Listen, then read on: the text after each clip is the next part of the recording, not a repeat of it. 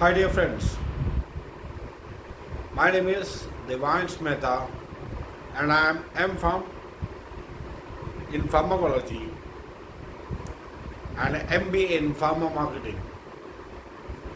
Today in this video, I will be talking about blood. What is a blood? Actually blood है क्या? As we all know that blood is the circulating liquid in living organisms, basically mammals and vertebrates. Blood is actually a connective tissue.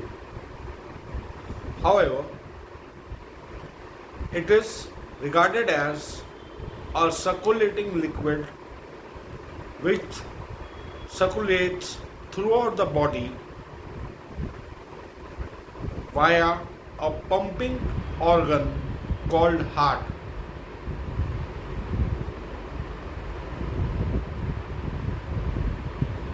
Talking about the composition of the blood, blood contains plasma and serum.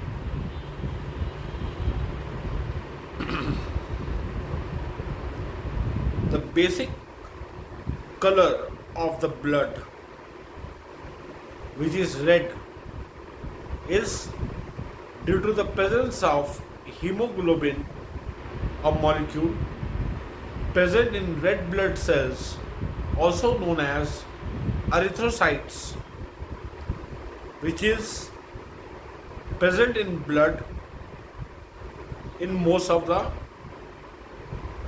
area. The other cells which are part of blood are white blood cells and thrombocytes. It also contains water, which is around 92%, and other molecules and hormones.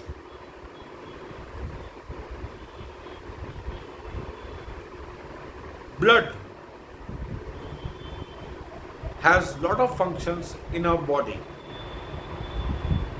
The main function of blood is to supply oxygen to all the cells in human body and to carry carbon dioxide, which is the waste product from cells or different parts of the body, to the lungs, where we exhale out carbon dioxide or the waste product. Blood not only circulates oxygen, which is required for us to live, but it also acts as regulation of temperature throughout the body. When blood supply increases, the friction in the veins and arteries increases and heat is produced. This heat is exhaled out through lungs and skin. Thus, it acts as thermoregulation. And in winters or colder seasons, the blood supply narrows down to the skin and only high pressure is maintained, or normal pressure is maintained to the important organs of the body. The three most high supply blood organs in the body are: the first one is liver, and the other two are brain and kidney. There is also a blood supply to the heart, which supplies oxygen to the heart so that heart can function well and normally in the body. We have to understand that arteries carry oxygenated blood from heart to the different parts of the body, and veins carry the deoxygenated blood, which is basically a carbon dioxide present in the blood from different parts of the body to the heart. But there is a difference. The pulmonary artery carries deoxygenated blood and the pulmonary veins carry the oxygenated blood. The main waste products of the blood are excreted out through number 1 lungs and number 2 kidney in the form of urine.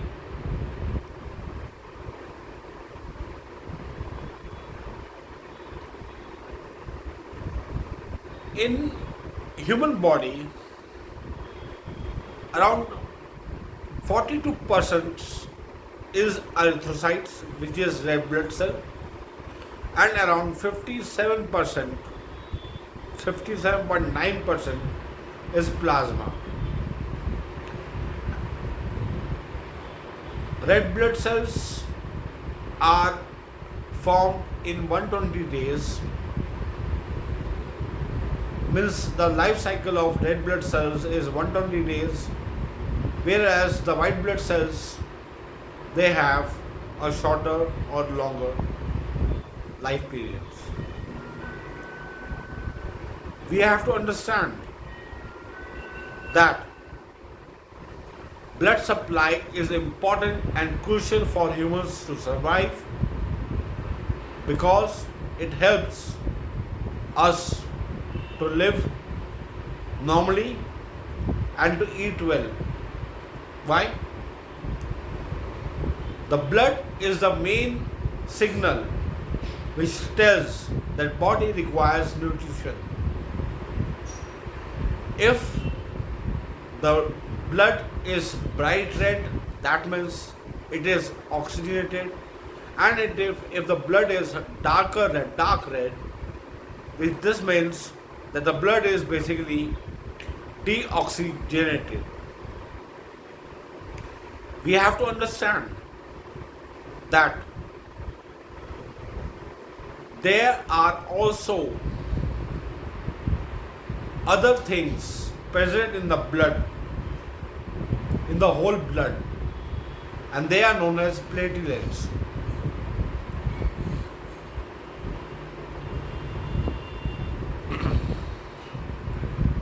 There are around 2 to 5 million erythrocytes present in the whole blood, around 5,000 to 10,000 cells of white blood cells, and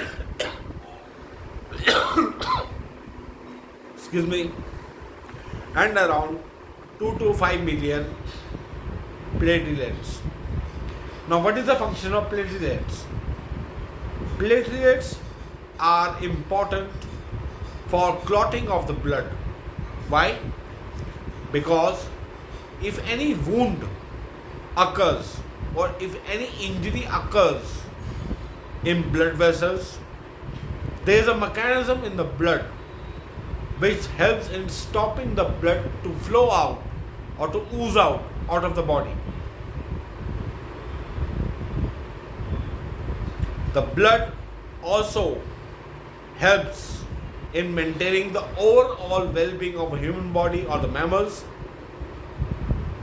and it is known as homeostasis. We have to understand that blood supply, adequate blood supply to all the organs of the body is very crucial. Why? Because it helps for all the cells of human body to survive well and to survive normally in the environment. There are a lot of infections and diseases associated with the blood. If the blood is not clotting, that means if the wound is not healing, it's a very dangerous state. And this disease is known as hemophilia.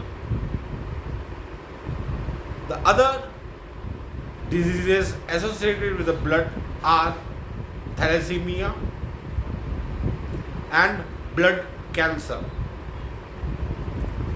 Blood basically is formed in bone marrow, which develops erythrocytes or the red blood cells and white blood cells. When we are young or we are a kid, small, most of our bones, or almost all our bones, make blood. However, when we become adult, only larger bones like arms, legs, pelvic region and our thoracic region makes the blood. That means the bone marrow is present only in these regions. And when we are young or as a kid, the bone marrow is present almost in all the bones. Blood has lot of beliefs associated with it in different religions throughout the world.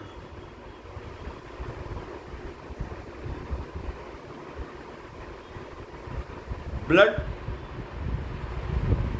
is helpful in finding out the relationship with others, other people or the relatives or the blood relations, commonly known as blood relation. That means they have the same, their blood is related.